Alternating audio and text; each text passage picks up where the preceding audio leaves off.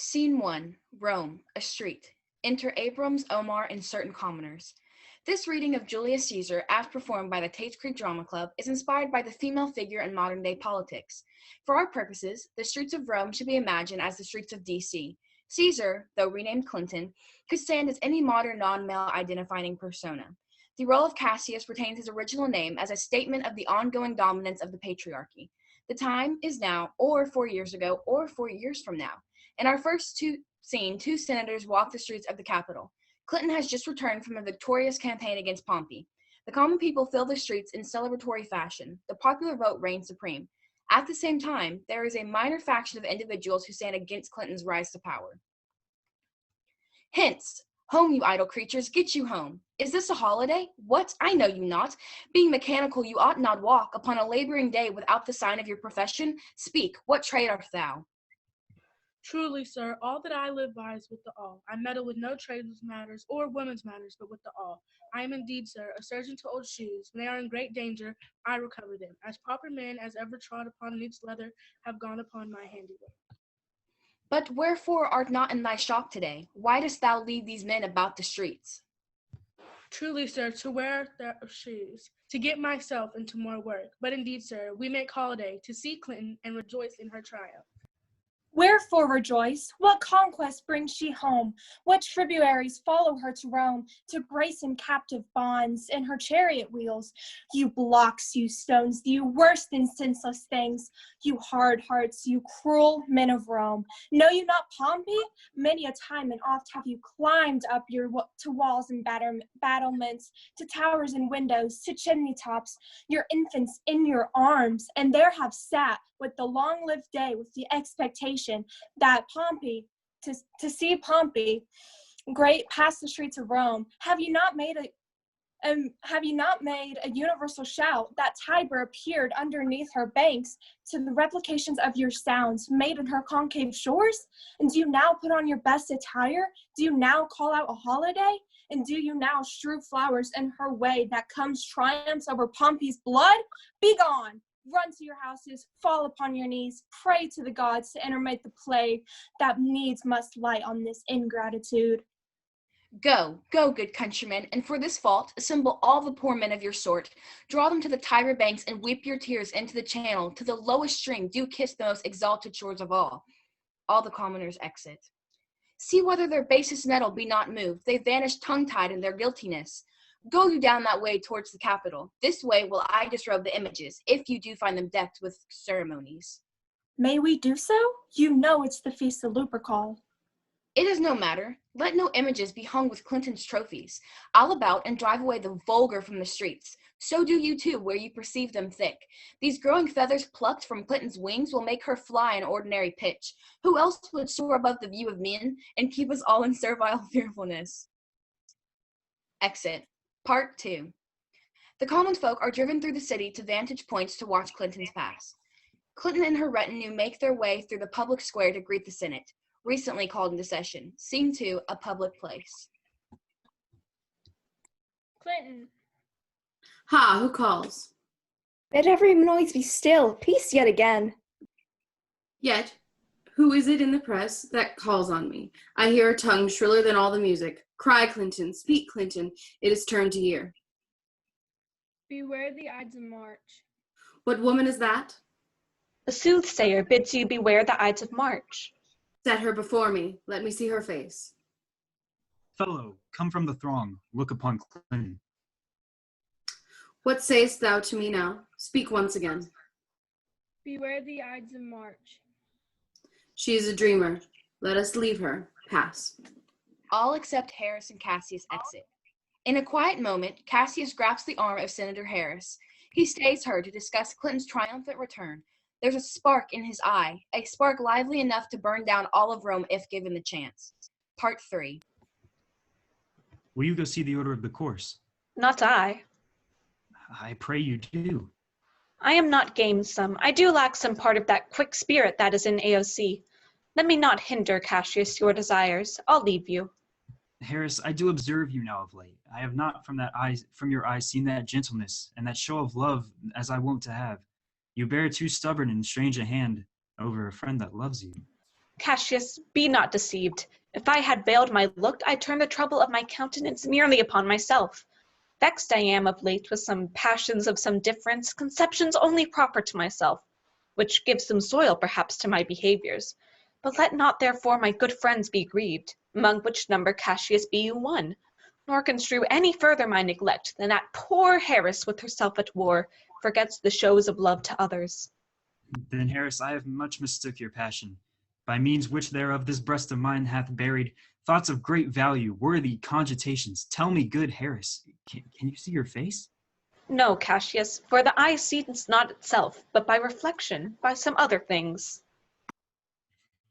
'Tis just, and it is very lament, Harris, that you have no such mirrors as will turn your hidden worthiness into your eye, that you may see your shadow. I have heard where many of the best respect in Rome, except immoral Clinton. Speaking of Harris, and groaning underneath this age's yoke, have wished that the noble Harris had her eyes. Into what dangers would you lead me, Cassius? You would have me seek into myself for that which is not in me. Flourish and shout. What means this shouting? I do fear the people choose Clinton for their queen. Aye, do you fear it? Then I would think you would not have it so. I would not, Cassius, yet I love her well. But wherefore do you hold me here so long? What is it that you would impart to me? If it be aught toward the general good, set honor in one eye and death in the other, and I will look on both indifferently, for let the gods so speed me as I love the name of honor more than I fear death. I know that virtue to be in you, Harris, as well as I do know your outward favor. Well, honor is the subject of my story. I cannot tell what you or others think of this life, but for my single self, I had as lief not to be as to live in such awe as things as I myself. I was born free as Clinton, so were you. We have both fed as well, and we can both endure the winter's cold as well as she.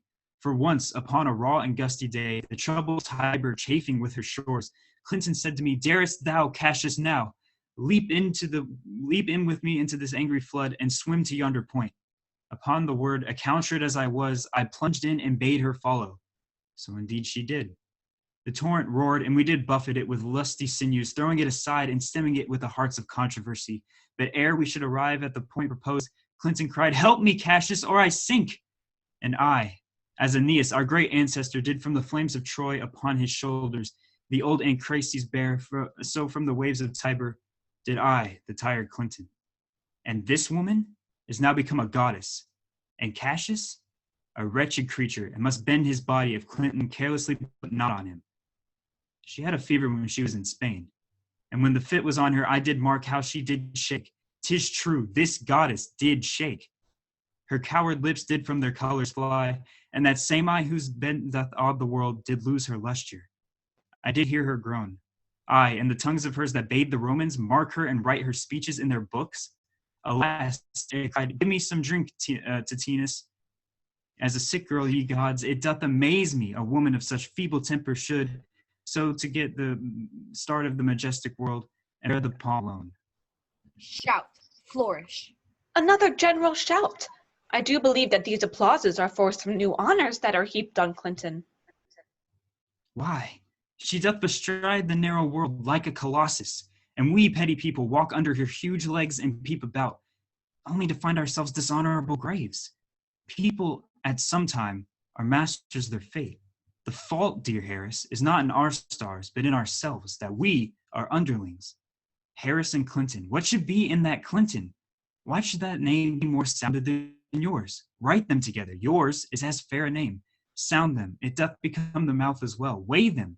It is as heavy. Conjure with them. Harris will soon start a spirit as soon as Clinton. Now in the names of all the gods at once, upon what meat doth this our Clinton feed, that she has grown so great? Age, thou art shamed. Rome, thou hast lost the breed of noble bloods. When went there by an age since the great flood, but it was famed more than one woman? When could they say till now that talked of Rome that her wide walls encompass but one woman? Now it is in Rome and room indeed, when there is in it but only one woman. Oh, you and I have heard our fathers say that there was once a Harris that would have brooked the eternal devil to keep her state in Rome, as easily as a queen. Re-enter Clinton and her train. Part 4.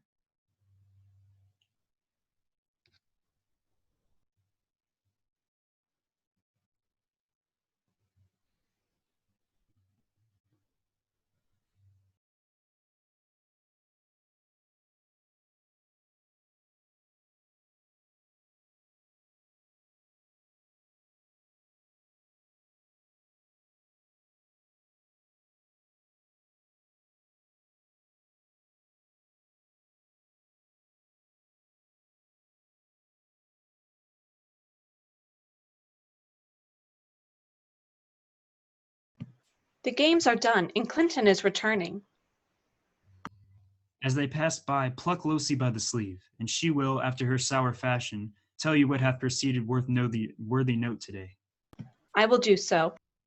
Losi will tell us what the matter is. AOC. Clinton? Let me have men about me that are fat, sleek-handed men, such as sleep o' nights. Yon Cassius has a lean and hungry look. He thinks too much. Such men are dangerous. Fear him not, Clinton. He's not dangerous. He is a noble Roman and well given. Would he were fatter, but I fear him not. Yet if my name were liable to fear, I do not know the man I should avoid. So soon as that spare Cassius, he reads much. He is a great observer, and he looks. Quite through the deeds of men he loves, no plays. As thou dost, AOC, he hears no music. Seldom he smiles in such a sort as if he mocked himself, and scorned his spirit. That could be moved to smile at anything. Such men as he never at heart's ease, while they behold a greater than themselves, and therefore they are very dangerous. I rather tell thee what is to be feared than what I fear, for always I am Clinton. Come on my right hand, for this ear is deaf, and tell me truly why thou thinkst of him. Exit Caesar and all her train, but Losi. Part 5. You pulled me by the cloak. Would you speak with me? Aye, Losi, tell us what hath chanced today that Clinton looks so sad. Why, you were with her, were you not? I should not then ask Losi what had chanced. Why, there was a crown offered her, and being offered her, she put it by with the back of her hand thus, and the people fell a-shouting. What was the second noise for? Why, for that too. They shouted thrice. What was the last cry for? Why, for that too. Was the crown offered her thrice? Aye, Mary wasn't, and she put it by thrice, every time gentler than other, and at every putting by, mine honest neighbor shouted. Who offered her the crown? Why, AOC. Tell us the manner of it, gentle Losi. I can as well be hanged as tell the manner of it. It was mere foolery. I did not mark it. I saw AOC offer her a crown, yet 'twas not a crown, 'twas one of those cornets. And as I told you, she put it by once, but for all that to my thinking, she would fain have had it. Then she offered to it her again, and she put it by again. But to my thinking, she was very loath to lay her fingers off it. And then she offered to the third time. She put it by the third time by, and still as she refused it, the rabblement hooted and clapped their chapped hands, and threw up their sweaty nightcaps, and uttered such a deal of stinking breath, because Clinton refused the crown that it almost choked Clinton, for she swooned and fell down at it, and for mine own part I durst not laugh for fear opening my lips and receiving the bad air. But, soft, I pray you, what did Clinton swoon? She fell down in the marketplace and foamed at the mouth and was speechless. 'Tis very like, she hath the falling sickness. No, Clinton hath it not, but you and I, and honest Losi, we have the falling sickness. I know not what you mean by that, but I am sure Clinton fell down. If the ragtag people did not clap her and hiss her according as she pleased and displeased them, as they used to do in the players in the theatre, I am no true woman. What said she when she came unto herself?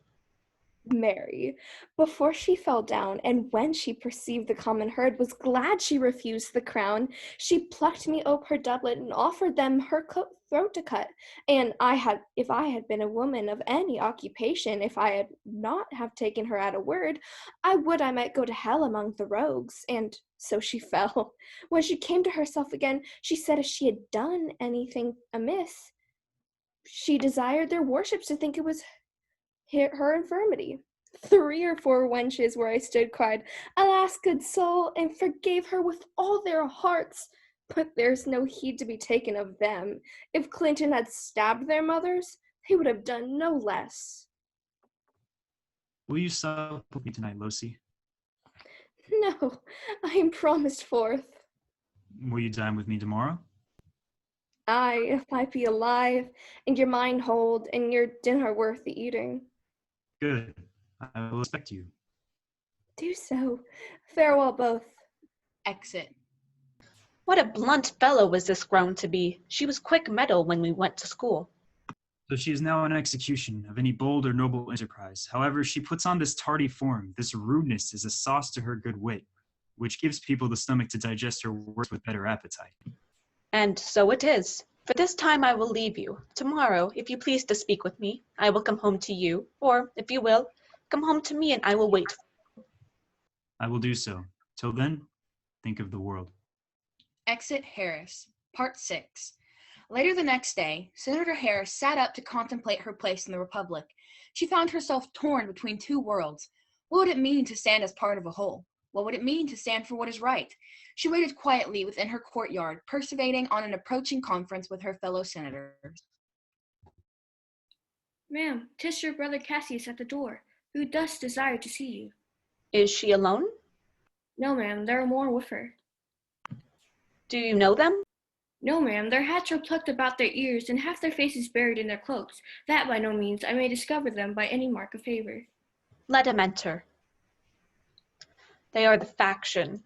O conspiracy, shamest thou to show thy dangerous brow by night, when evils are most free? O then by day, where wilt thou find a cavern dark enough to mask thy monstrous visage? Seek not conspiracy, hide it in smiles and affability. For if thou path thy native semblance on, not Erebus enough were dim enough to hide thee from prevention. Enter the senators. I think we are too bold upon your rest. Good morning, Harris. Do we trouble you? I have been up this hour. Know I these women that come along with you? Yes, every one of them, and no one here but honors you, and everyone doth wish you had that opinion of yourself, which every noble Roman bears of you. This Presley. She is welcome hither. This Ducksworth. She is welcome too. This Losi, this Warren, and this Stanton. They are all welcome. What watchful cares do interpose themselves betwixt your eyes in the night? Shall I entreat a word? Harris and Cassius whisper. Here lies the east. Doth not the day break here? No. Oh, pardon, sir, it doth. Then yon grey lines that fret the clouds are messengers of the day. You shall confess that you are both deceived. Here as I point my sword, the sun arises, which is a great way growing on the south, weighing the youthful season of the year. Some 2 months hence up higher than the north, she presents her fire, and the high east stands, as the capital, directly here. Give me your hands all over, one by one. And let us swear our resolution. No, not an oath, if not the faith, the sufferance of our souls, the time's abuse. If these be motives weak, break off betimes, and every woman hence to his idle bed.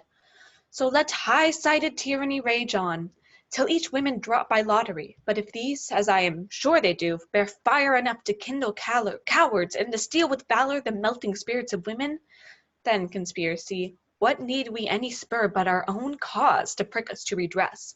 What other bond than secret Romans that have spoke the word and will not palter? And what other oath than honesty to honesty engaged, that this shall be? Or will we fall for it? Swear priests and cowards and ones Catullus, old feeble carrions, and such suffering souls that welcome wrongs.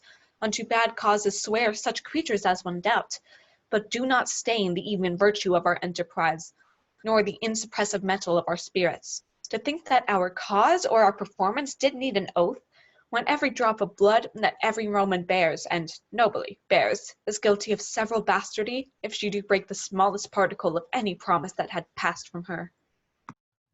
But what of Sitara? Sound her? I think she will stand very strong with us. Let us not leave her out. No, by no means. Oh, let us have her, for her silver hairs will purchase us good opinion, and by people's voices to commend our deeds. It shall be her judgment ruled our hands. Our youths and wildness shall no it appear, but all be buried in her. Oh, name her not. Let us not break with her, for she will never follow anything that others begin. Then leave her out. Indeed, she is not fit. Shall no one else be touched but only Clinton? Ducksworth, well urged. I think it is not meet AOC, so well beloved of Clinton. Should outlive Clinton, we shall find of her a shrewd contriver, and you know her means. If she improve them, may well stretch so far as to annoy us all, which to prevent, let AOC and Clinton fall together. Our course will seem too bloody, Caius Cassius, to cut the head off and then hack the limbs, like wrath and death and envy afterwards. For AOC is but a limb of Clinton. Let us be sacrificers, but not butchers, Caius. We all stand up against the spirit of Clinton. Oh, then that we could come by Clinton's spirit and not dismember Clinton. But alas, Clinton must bleed for it. And gentle friends, let's kill her boldly, but not wrathfully. Let's carve her as a dish fit for the gods, not hew her as a carcass fit for hounds. And let our hearts, as subtle masters do, stir up their servants to an act of rage and after seem to chide them.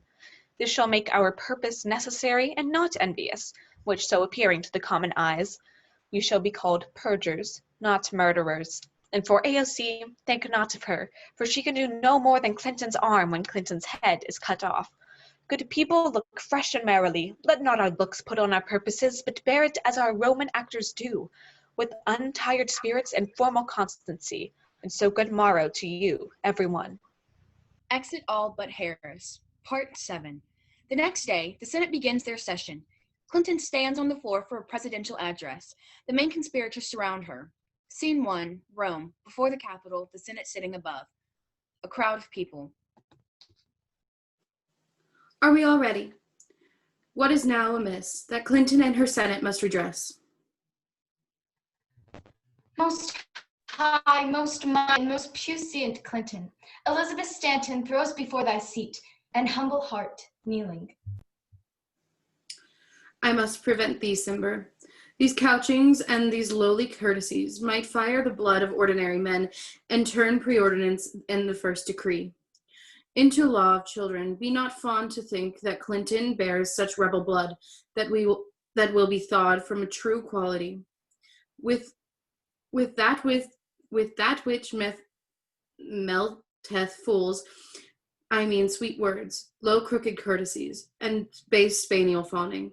Thy brother by decree is banished. If thou dost bend and pray and fawn for him, I spurn thee and cur out of my way. No, Clinton doth not wrong, nor without cause, and she will be satisfied. Is there no voice more than my own, more sweetly in great Clinton's ear, feeling my banished brother? I kiss thy hand, but not in flattery, Clinton, desiring thee that Publius Cimber may have an immediate freedom of repeal. What, Harris? Pardon, Clinton, pardon. As low as to thy foot doth the Cassius fall, to beg enfranchisement for Publius Cimber. I could be moved if I were as you. I pray to move the purpose would move me. But as constant as the northern star, of whose true fixed and resting quality there is no fellow in the firmament. The skies are painted with numbered sparks, they are all fire, and every one doth shine. But there is one in all doth that holds his place. So in the world 'tis furnished well with those, and those are flesh and blood, and active. Yet in the number I do know but one, that unassailable holds his rank shaken of motion, and that I am he. Let me a little show it, even in this, that I was constant, Cimber should be banished, and constant remain to keep her so. Oh, Clinton. Hence wilt thou lift up Olympus? Great Clinton. Doth not Harris bootless kneel? Speak, hands for me. Losi first. Then the other conspirators and Harry stab Clinton. Et tu, Brute, then fall Clinton. Dies. Liberty, freedom, tyranny is dead. Run hence, proclaim, cry it about the streets. Some to the common pulpits and cry out liberty, freedom, and enfranchisement. People and senators, be not frighted, fly not, stand stiff, ambition's debt is paid. Go to the pulpit, Harris. And Cassius, too. Where's Publius? Here, quite confounded with this unity. Stand fast together, lest some friends of Clinton's should talk not of standing. Publius, good cheer. There is no harm intended to your person, nor to no Roman else. So tell them, Publius. And leave us, Publius, lest that the people, rushing on us, should do your age some mischief. Do so, and let no one abide this deed but we, the doers. Re-enter Presley. Where is AOC? Fled to her house amazed. Men, wives, and children stared, cried out and run, as if it were doomsday. Fates, we shall know your pleasures. That we shall die, we know. 'Tis but the time, and drawing days out that men stand upon. Why she that cuts off 20 years of her life, cuts off so many years of fearing her death?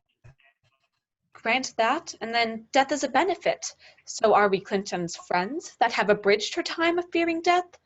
Stoop, Romans, stoop, and let us bathe our hands in Clinton's blood up to the elbows and besmear our swords.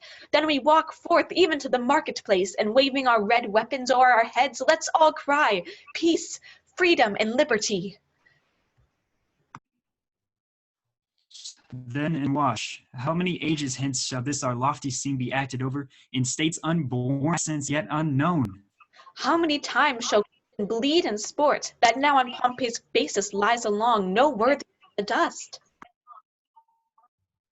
So oft as that shall be, so often shall the not of us be called those who gave their liberty. What, shall we forth? Aye, every person away. Harris shall lead, and we will grace her heels with the most boldest and best heart. But here comes AOC. Re-enter AOC. Welcome, AOC. O mighty Clinton, dost thou lie so low? Are all thy conquests, glories, triumphs, spoils, shrunk to this little measure? Fare thee well. I know not, senators, what you intend. Who else must be let blood? Who else is in rank? If I myself, there is no hour so fit as Clinton's death hour, nor no instrument of half that worth as your swords, made rich with the most noble blood of all this world. I do beseech thee, if you bear me hard, now, whilst your purpled hands do reek and smoke, fulfill your pleasure, live 1,000 years. I shall not find myself so apt to die.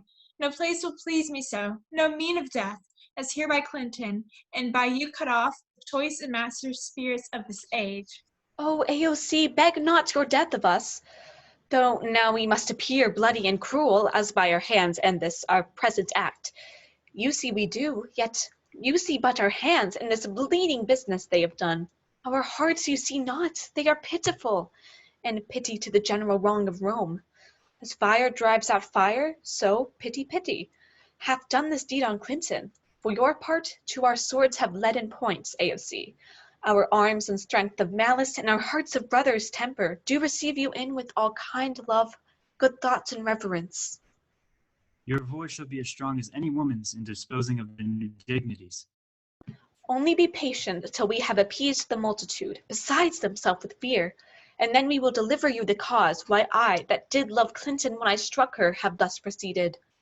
AOC, here, take you Clinton's body. You shall not in your funeral speech blame us, but speak all good you can devise of Clinton, and say you do it by our permission, else you should not have any hand at all about your funeral, and you shall speak in the same pulpit whereto I am going after my speech is ended. Be it so. I do desire no more. Prepare the body then, and follow us. Exit all but AOC. Oh, pardon me, thou bleeding piece of earth, that I am meek and gentle with these pictures. Thou art the ruins of the most noble woman that ever lived in the tide of times. Woe to the hand that shed this costly blood. Over thy wounds do I prophesy, which, like dumb mouths, do ope their ruby lips, to beg the voice and utterance of my tongue. A curse shall light upon the limbs of people. Domestic fury and fierce civil strife shall cumber all the parts of Italy. Blood and destruction shall be so in use, and dreadful objects so familiar that mothers shall smile when they behold their infants quartered with the hands of war. All pity choked with custom of fell deeds, and Clinton's spirit ranging for revenge, with Ates by her side, come hot from hell, shall in these confines with a monarch's voice cry havoc and let slip the dogs of war, that this foul deed shall smell above the earth with carrion men groaning for burial. Enter a servant. You serve the campaign, do you not? I do, AOC. Clinton did write for them to come to Rome. She did receive her letters and is coming, and bid me to say to word of mouth, "Oh, Clinton!" Thy heart is big. Get thee apart and weep. Passion I see is catching from mine eyes. Seeing those beads of sorrow stand in thine, began to water. Is thy master coming? She lies tonight within 7 leagues of Rome. Post back with speed, and tell them what hath chance. Here's a mourning Rome, a dangerous Rome, no Rome of safety for the campaign yet. Fly hence and tell them so, yet stay a while. Thou shalt not back till I have borne this course into the marketplace. There I shall try in my oration how the people take the cruel issue of these bloody men, according to the which thou shalt discourse the young campaign of the state of things. Lend me your hand. Exit with Clinton's body. Part 8. Blood runs down the Capitol steps. The people have filled the streets calling for explanation from the representatives. Harris and Cassius step forward to address the clamor, while AOC hovers in the background, biding her time, composing her rhetoric. Enter Harris and Cassius and a throng of citizens. We will be satisfied. Let us be satisfied. Then follow me and give me your audience, friends. Cassius, go you into the street and part the numbers. Those that will hear me speak, let him stay here. Those that will follow Cassius, go with him, and public reason shall be rendered of Clinton's death. I will hear Harris speak. I will hear Cassius and compare their reasons. When severally we hear them rendered. Exit Cassius with some of the citizens. Harris goes into the pulpit. The noble Harris is ascended. Silence. Be patient till the last. Romans, countrymen, and lovers, hear me for my cause, and be silent that you may hear. Believe me for mine honor, and have respect to mine honor that you may believe. Censure me in your wisdom, and awake your senses, that you may the better judge. If there be any in this assembly, any dear friend of Clinton's, to them I say that Harris's love to Clinton was no less than theirs. If then that friend demand why Harris rose against Clinton, this is my answer. Not that I loved Clinton less, but that I loved Rome more. Had you rather Clinton were living and die all slaves, than that Clinton were dead to live all free people? As Clinton loved me, I weep for her. As she was fortunate, I rejoice at it. As she was valiant, I honor her. But as she was ambitious, I slew her. There is tears for her love, joy for her fortune, honor for her valor, and death for her ambition. Who is here so base that would be a bondman? If any, speak, for them I have offended. Who is here so rude that would not be a Roman? If any, speak, for them I have offended. Who is here so vile that will not love their country? If any, speak, for them I have offended. I pause for a reply. None, Brutus. Harris, none. Then none I have offended. I have done no more to Clinton than you shall do to Harris. The question of her death is enrolled in the Capitol, her glory not extenuated, wherein she was worthy, nor her offences enforced, for which she suffered death. Enter AOC and others with Clinton's body. Here comes her body, mourned by AOC, who, though she had no hand in her death, shall receive the benefit of her dying, a place in the Commonwealth, as which of you shall not? With this I depart, that as I slew my best lover for the good of Rome, I have the same dagger for myself, when it shall please my country to need my death. Live, Harris, live, live.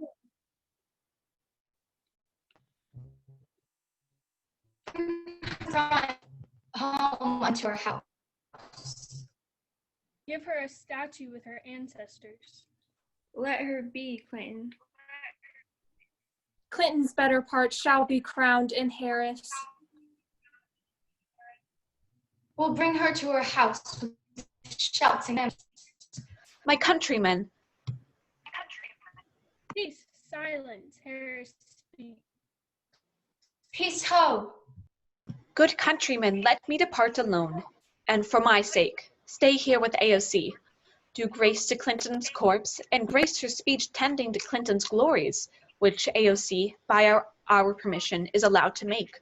I do entreat you not to person depart, save I alone, till AOC have spoke. Exit. Stay ho, let us hear AOC. Let her go up into the public chair. We'll hear her. Noble AOC, go up. For Harris's sake, I am beholding to you. Goes into the pulpit. What does she say of Harris? She says, for Harris' sake, she finds herself beholding to us all. To her best she speak no harm of Harris here. This Clinton was a tyrant. Nay, that certain. We are blessed that Rome is rid of her. Peace. Let us hear what AOC can say. You gentle Romans. Friends, Romans, countrymen, lend me your ears. I come to bury Clinton, not to praise her. The evil that people do lives after them. The good is often interred with their bones. So let it be with Clinton. The noble Harris hath told you Clinton was ambitious. If it were so, it was a grievous fault. And grievously hath Clinton answered it. Here, under leave of Harris and the rest, for Harris is an honorable woman. So they all honorable people. Come, I speak in Clinton's funeral. She was my friend, faithful and just to me. But Harris says she was ambitious, and Harris is an honorable woman. She hath brought many captives to Rome, whose ransoms of the general coffers fill. Did this in Clinton seem ambitious? When the poor have cried, Clinton hath wept. Ambition should be made of sterner stuff. Yet Harris says she was ambitious, and Harris is an honorable woman. You all did see that on the lupercal I thrice presented her a kingly crown, which she thrice refused. Was this ambition? Yet Harris says she was ambitious, and sure, she is an honorable woman. I speak not to disprove what Harris spoke, but I am here to speak what I do know. You all did love her once, not without cause. What cause withholds you then to mourn for her? O judgment, thou art fled to brutish beasts, and people have lost their reason. Bear with me. My heart is in the coffin there with Clinton, and I must pause till it come back to me. Methinks there is much reason in her sayings. If thou consider rightly of the matter, Clinton has had great wrong. Has she? I fear there will be a worse come in her place. Mark ye her words, she would not take the crown, therefore 'tis certain she was not ambitious. If it be found so, some will dear abide it.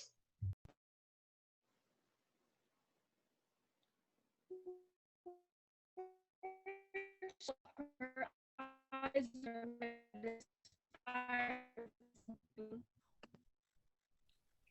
There's not a nobler woman in Rome than AOC. Now mark her, she begins to speak. Yesterday, the word of Clinton might have stood against the world. Now she lies there, and none so poor to do her reverence. O masters, if I were disposed to stir your hearts and minds to mutiny and rage, I should do Harris wrong, and Cassius wrong, who, you all know, are honorable people. I will not do them wrong. I rather choose to wrong the dead, to wrong myself and you, than I will wrong such honorable people.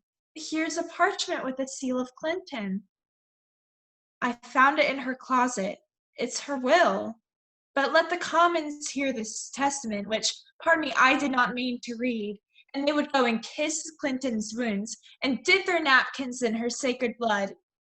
Yeah, beg a hair of her for memory, and dying mention it within her wills, bequeathing it as a rich legacy unto their issue.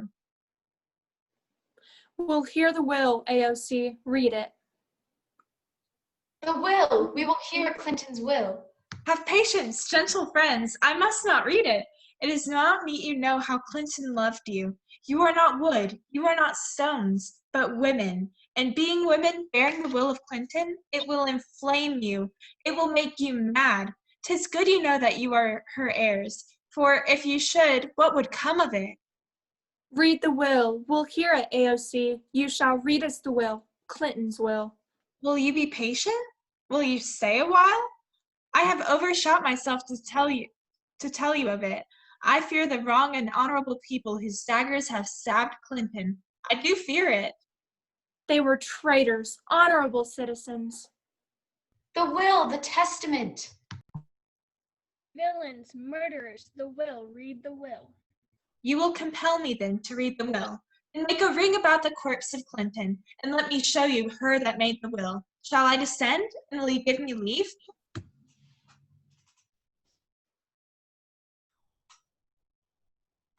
Come down, descend. You shall have leave. AOC comes down. A ring, stand round. Stand from the hearse, stand from the body. Room for AOC, most noble AOC. Nay, press not so upon me. Stand far off. Stand back. Room, bear back. If you have tears, prepare to shed them now. You all do know this mantle. I remember the first time Clinton ever put it on. 'Twas the summer evening in her tent, the day that she overcame the nerval. Look, in this place wherein Cassius' dagger threw, see what a rent the envious Losi made. Through this the well-beloved hair is stabbed, and as she plucked her cursed steel away, mark how the blood of Clinton followed it, as rushing out of doors, to be resolved if Harris so unkindly knocked, or no, for Harris, as you know, was Clinton's angel.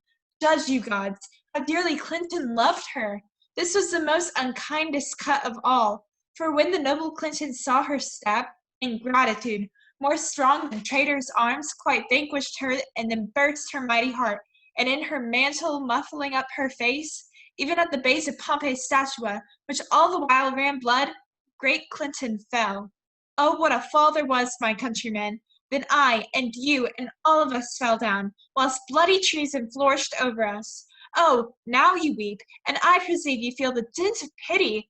These are gracious drops. Kind souls, what weep you? But behold, our Clinton's vesture wounded. Look you here. Here is herself marred, as you see, with traitors. Oh, piteous spectacle! Oh, noble Clinton. Oh, woeful day. Oh, traitors, villains. Oh, most bloody sight!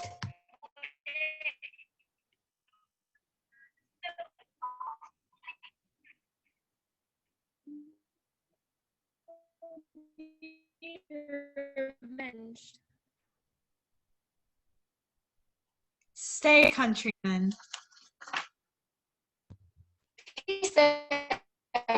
Here, We'll hear her, we'll follow her, we'll die with her. Good friends, sweet friends, let me not stir you up to such a sudden flood of mutiny. They that have done this deed are honorable. What private griefs they have, alas, I know not, that made them do it. They are wise and honorable, and will, no doubt, with reasons answer you. I come not, friends, to steal away your hearts. I am no orator, as Harris is, but as you know me all, a plain, blunt woman, that love my friend, and that they know full well that gave me public leave to speak of her. For I have neither wit, nor words, nor worth, action, nor utterance, nor the power of speech to stir men's blood. I only speak right on. I tell you that which you yourselves do know. Show you speak Clinton's wounds, poor dumb mouths, and bid them speak for me. But were I Harris, and Harris AOC, there were an AOC would ruffle up your spirits and put a tongue in every wound of Clinton that should move the stones of Rome to rise and mutiny. we'll mutiny. We'll burn down the house of Harris. Away then, come, seek the conspirators. Yet, hear me, countrymen, hear me speak. Peace ho! Here, AOC, most noble AOC. Why, friends, you go to do you know not what. Wherein hath Clinton thus deserved your loves? Alas, you know not. You know not. I must tell you then. You have forgot the will I told you of. Most true. The will. Let's stay and hear. Hear the will. Here is the will under Clinton's seal. To every Roman citizen she gives, to every several men, 75 drachmas. Most noble Clinton will revenge her death. O royal Quentin, Hear me with patience. Peace ho! Moreover, she hath left you all her walks, her private arbors and new planted orchards. On this side Cimber, she hath left them to you, and to your heirs forever common pleasures, to walk abroad, to recreate yourselves. Here was a Clinton, when comes such another? Never, never. Come away, away. We'll burn her body in the holy place, and with the brands fire the traitors' houses. Take up the body. Go fetch fire. pluck down benches. Pluck down forms, windows, anything. Exit citizens with the body. Now let it work. Mischief, thou art afoot. Take thou what course thou wilt. And with a simple turn of phrase, the public is moved, and with a simple forgery, the fate of Rome is set. The people, swept up in a tide of pathos, alter the course of history based on a few simple words. Words, guttural grunts that can assure us, persuade us, cajole us, enliven us, and destroy us. The people are held in captivation by the words they hear and read. But what happens to the words they discard? There is a time for words. There is also a time for silence and reflection. Listen to yourself, and in that quietude may you hear the voice of God.